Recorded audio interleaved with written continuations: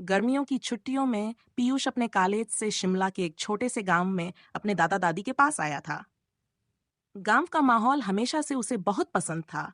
हरे भरे खेत, पहाड़ों की ठंडी हवा और हर शाम जलता हुआ अलाव।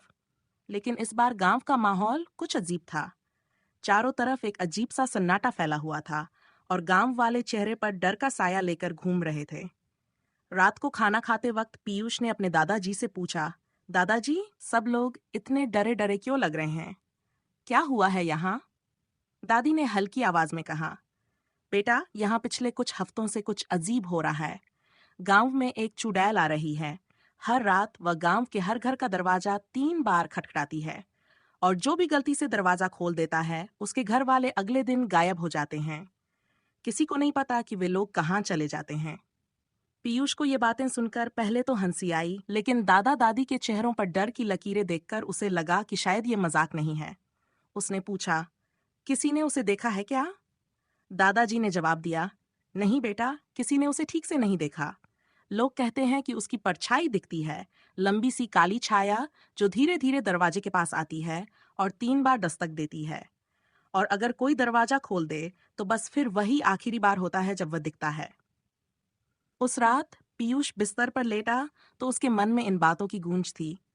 उसने सोचा कि ये सब अफवाहें ही होंगी। इतने में बाहर अचानक कुत्तों के भौंकने की आवाजें आने लगीं। रात का सन्नाटा और गहरा हो गया।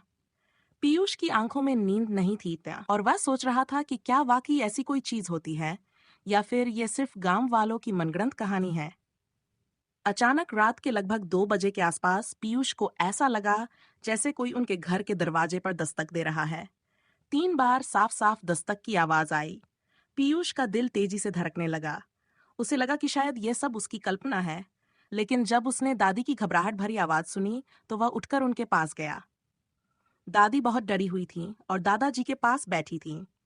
दादाजी ने इशारे से पीयूष को बैठने का संकेत दिया और धीरे से कहा, कुछ भी हो जाए बेटा, दरवाजा मत खोलना। पीयूष ने धीरे से पूछा, दादाजी, क्या सच में चुड़ैल हमारे दरवाजे पर दस्तक दे रही है? दादी ने कांपती आवाज में कहा, हाँ बेटा, ये वही है।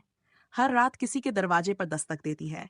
अगर आज हम बच भी गए तो कल किसी और का नंबर होगा। पीयूष की समझ में नहीं आ रहा था कि वह क्या करे। बाहर से दस्तक की आवाज फिर से आई, 3 बार धीमे और डरावने ढंग से। पीयूष ने खिड़की के पास जाकर बाहर झांकने की कोशिश की।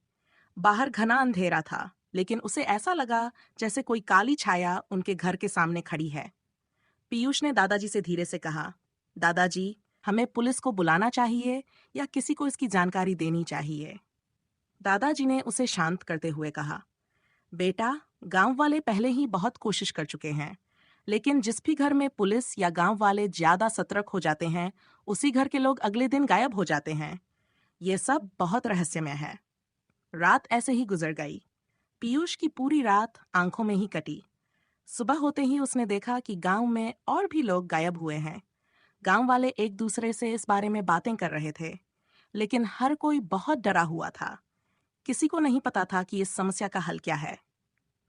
अगली रात फिर वही घटना दोहराई गई, लेकिन इस बार पीयूष ने ठान लिया कि वह उस चुड़ैल का सामना करेगा और जानेगा कि आखिर ये सब क्या है। उसने एक योजना बनाई। उसने दरवाजे के पास एक जाल बिछाया और दरवाजे के पीछे छुपकर बैठ गया। रात के 2 बजे दस्तक फिर से शुरू हुई। इस बार पीयूष तैयार था। उसने दरवाजे की तरफ देखा और जैसे ही तीसरी दस्तक हुई, उसने अचानक दरवाजा खोल दिया। बाहर एक लंबी काले कपड़ों में लिपटी परछाई थी। उसकी आंखें लाल थीं और चेहरा इतना डरावना था कि पीयूष के रोंगटे खड़े हो गए।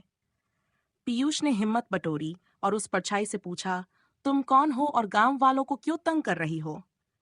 चुड़ैल ने धीमी और भयानक आवाज में कहा, मैं किसी को तंग नहीं कर रही। मुझे भी इसी गांव में किसी ने मारा था। अब मैं बस हर घर से अपना बदला ले रही हूँ। मुझे तब तक शांति नहीं मिलेगी जब तक पूरे गांव के लोग मेरे साथ नहीं चले जाते। पीयूष को यह सुनकर बहुत डर लगा, लेकिन उसने अपने दादा दादी को बचाने का फैसला कर लिया। उसने तुरंत दरवाजा बंद कर दिया और अंदर जाकर अपने दादा दादी को सारी बात बताई।